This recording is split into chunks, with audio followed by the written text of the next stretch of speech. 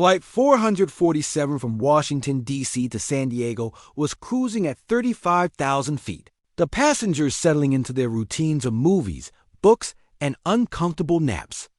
In seat 16A sat an old man, maybe 80 years old, with silver white hair and deep lines carved into his weathered face. He wore a simple button-down shirt and khakis, reading a paperback Western novel with reading glasses perched on his nose. Nobody paid him any attention. He was just another elderly passenger, probably a grandfather visiting family, invisible in the way old people often are in our youth-obsessed world. 3 rows back, a group of young Air Force officers were returning from a Pentagon briefing, their uniforms crisp, their conversation loud with the confidence of men who flew the most advanced fighter jets in the world. Captain Derek Walsh and his wingman were F-35 Lightning II pilots, the elite of the elite, and they weren't shy about letting everyone know it. Their stories grew louder as they ordered their second round of drinks. Tales of training exercises and near supersonic maneuvers that impressed the flight attendants and annoyed everyone else. If you're wondering where this is going, hit that like button and comment if you've ever seen someone completely underestimated based on their appearance. "There's nothing like sitting in that cockpit," Walsh said loudly enough for half the cabin to hear. 5th-generation fighter, stealth technology, systems that would blow your mind. "We're flying aircraft that were science fiction 20 years ago." His companions nodded, feeding off each other's energy. One of them, Lieutenant Marcus Chun, gestured dismissively toward the front of the plane. "These civilians have no idea what real flying is. They think getting a pilot's license for a Cessna makes them aviators." The old man in 16A turned a page in his book, seemingly oblivious to the conversation behind him. But the flight attendant, Jennifer Martinez, noticed something. She'd been working this route for 15 years, and she developed an instinct for reading passengers. The old man's hands were steady despite his age, his posture erect even in the cramped economy seat, and there was something about the way he held himself that spoke of discipline and bearing. She'd seen it before in military veterans, that certain quality that never quite fades. 30 minutes into the flight, the pilot's voice came over the intercom with an announcement that made everyone look up.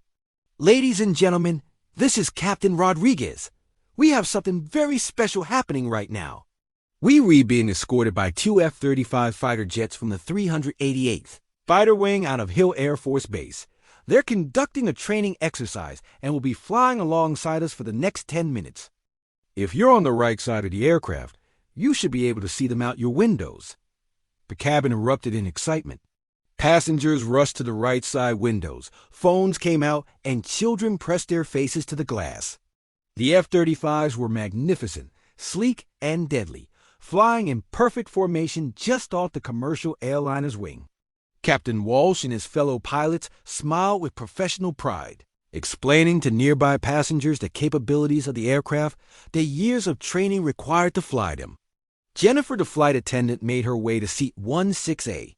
The old man hadn't moved from his seat, hadn't even looked out the window.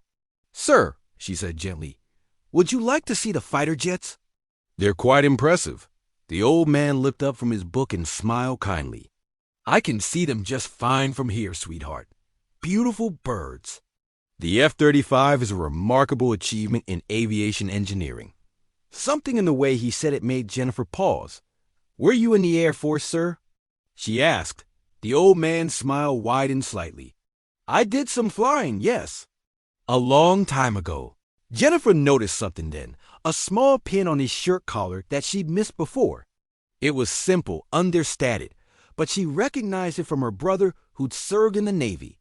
Wings, aviator wings. But these looked different, older, more worn. "What did you fly?" she asked. "Oh, various things over the years," he said modestly.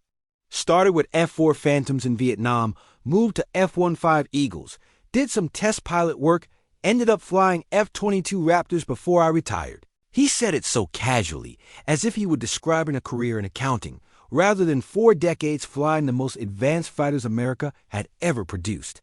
Jennifer's eyes widened. "Sir, what's your name?" "Richard Brennan," he said, extending his hand. "But most people call me Viper. Jennifer actually gasped. Even she knew that call sign.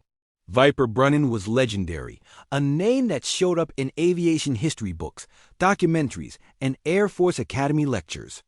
He'd been one of the top fighter pilots of his generation, a test pilot who'd helped develop the systems that made modern air superiority possible. Now, before we continue, if this story has you captivated, please subscribe and turn on notifications. These encounters with living legends deserve to be shared. Jennifer made a decision. She walked back to where the young F-35 pilots were sitting. "Excuse me, Captain Walsh," she said quietly. "I need you to come with me for a moment." Walsh looked confused but followed her to the front of the plane. She stopped at row 16 and gestured to the old man. "Captain, I'd like you to meet Colonel Richard Brennan, call sign Viper, retired." Walsh's face went pale. Every fighter pilot in the Air Force knew that name. Viper Brennan had more combat missions than most pilots had total flight hours. He'd trained the instructors who trained the instructors. He'd written portions of the tactical manuals they still used. Walsh immediately straightened to attention. "Colonel Brennan, sir, I had no idea." "It's an honor to be on the same flight." The old man waved his hand dismissively. "At ease, Captain. I'm just a retired old man trying to read his book." But Walsh wasn't having it. He keyed his phone and pulled up a contact, stepping to the galley area. Jennifer watched as he made a quick call, speaking urgently to someone. Within 2 minutes, Captain Walsh returned with a strange expression on his face, somewhere between excitement and reverence. "Colonel Brennan," Walsh said, "I just spoke with the pilots of those F-35s out there. They're from my squadron.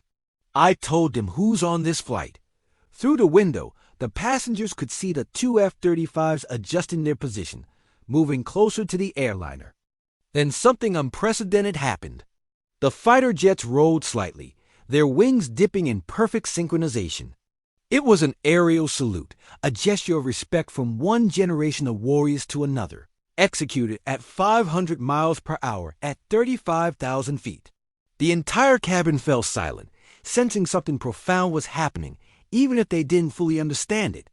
The old man in 16A finally looked out his window, and his eyes grew wet with tears. He raised his hand slowly, touching his fingers to his forehead in a return salute, even though the fighter pilots couldn't possibly see it. They held the formation for a long moment, then the F-35s peeled away, their afterburners igniting briefly in a final show of respect before they disappeared into the clouds. Captain Walsh and his fellow pilots stood in the aisle, all three of them at attention, saluting the old man who'd been invisible to them just minutes before.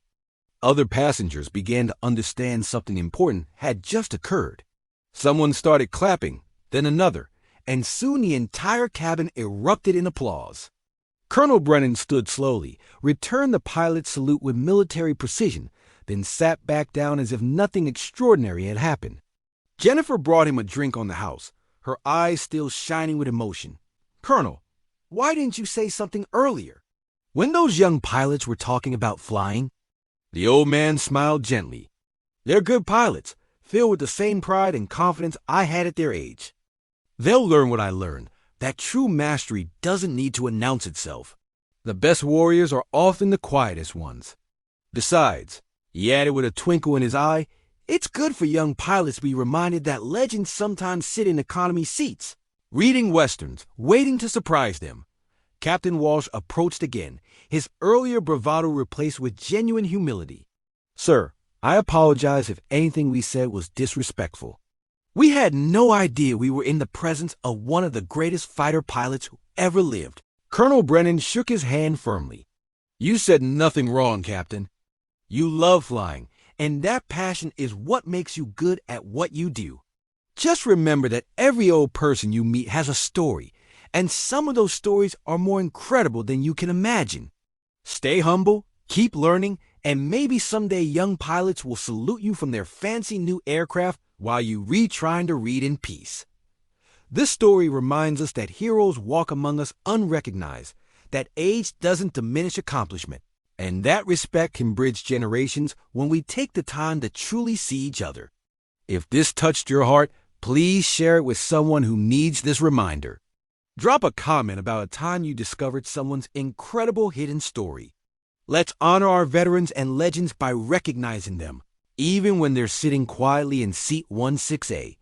Thank you for watching, and remember, never judge a book by its cover, and never underestimate the person sitting next to you.